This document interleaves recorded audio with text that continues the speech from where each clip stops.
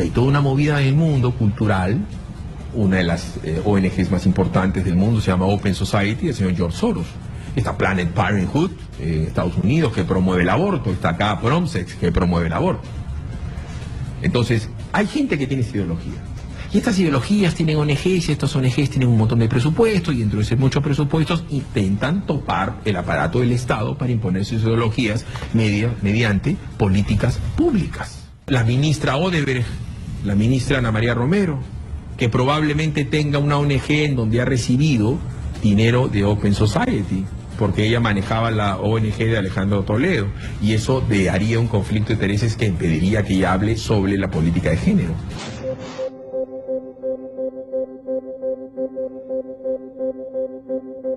En muchos casos intentar dar la vuelta a la opinión pública para que piense, actúe, vote de la forma que el señor Soros y su fundación desean. De esta forma consiguen juntando con dinero a diferentes fundaciones, diferentes medios de comunicación, cambiar en el caso de que sea contraria la opinión pública.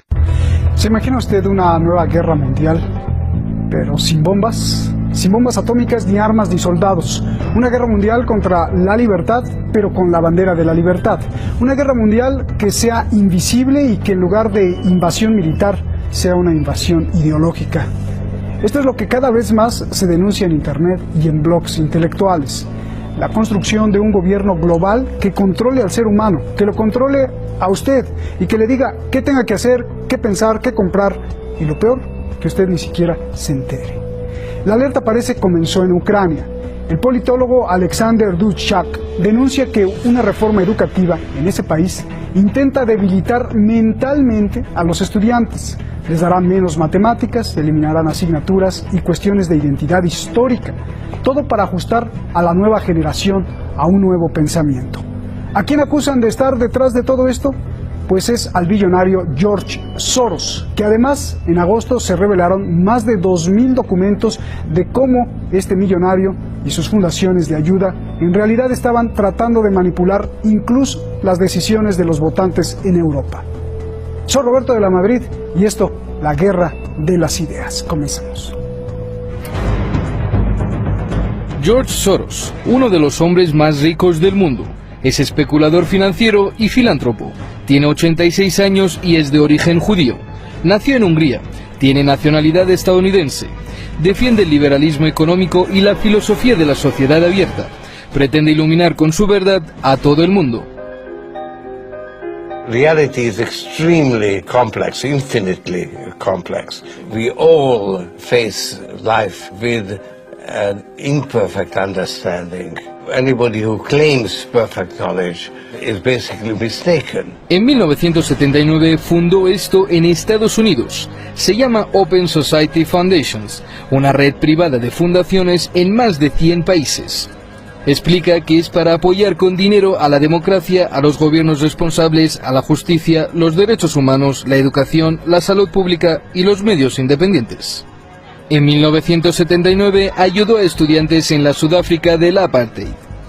Hasta el 2011, Soros había donado más de 8.000 millones de dólares a nobles causas. En 1984, en Hungría, creó una sociedad cultural y educativa. En agosto de este año se filtran más de 2.500 documentos de las organizaciones de George Soros, especialmente de la Open Society Foundations. Los datos aparecían en dcleaks.com. Según los documentos, su agrupación pretende controlar la opinión pública europea. En uno de los ejemplos se revela una lista de ONGs de George Soros que tratan de influir y manipular los resultados de las votaciones de las elecciones al Parlamento Europeo en 2014. Una de estas ONGs trabajó para influir en el voto de los electores de Italia. Pero más aún, las ONGs intentan manipular el sentido del voto y para evitar que los países se independicen de Europa. Los documentos también revelan los intentos de Soros para contrarrestar la influencia de Rusia. $500.000 para estudiar esta influencia. Los documentos también revelan proyectos de transferencia de dinero para desestabilizar gobiernos. Su fundación en Europa del Este jugó un importante rol durante las protestas de Euromaidán en Ucrania, hecho que culminó con el cambio de poder. En Ucrania, las organizaciones de Soros patrocinan medios antirrusos.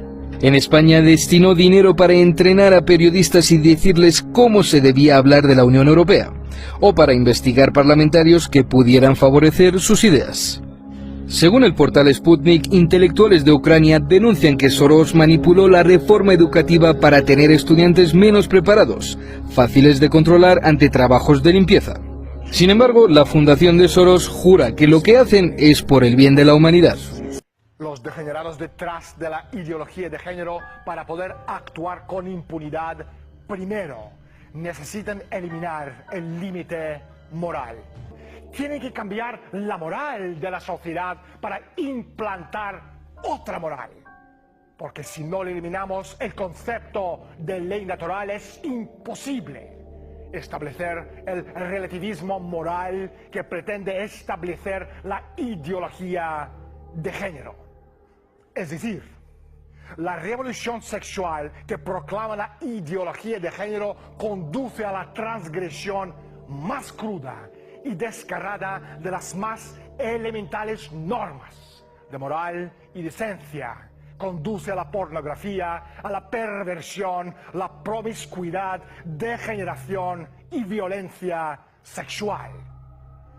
Y además, tienen la desvergüenza de acusar de violentos, de indecentes, de pedófilos y pederastas a los demás, a quienes censuran sus propias teorías y comportamientos. George Soros no es ningún genio que aparenta ser. Es como un matón de la mafia, sin conciencia real. Un matón enviado para matar a uno de sus amigos. Un asesino a sueldo al servicio de los grandes intereses financieros, pagado para robarles a ustedes y a sus amigos. Robarles su libertad personal y sus naciones. Lo bueno, Soros es un viejo carcamán malparido por lo cual, junto con los Rockefeller, los Kissingers y los Brzezinskis de este mundo, morirá pronto. Se la vi. Así es la vida. Soy Daniel Stulin. Bienvenidos al mundo de Humo Espejos.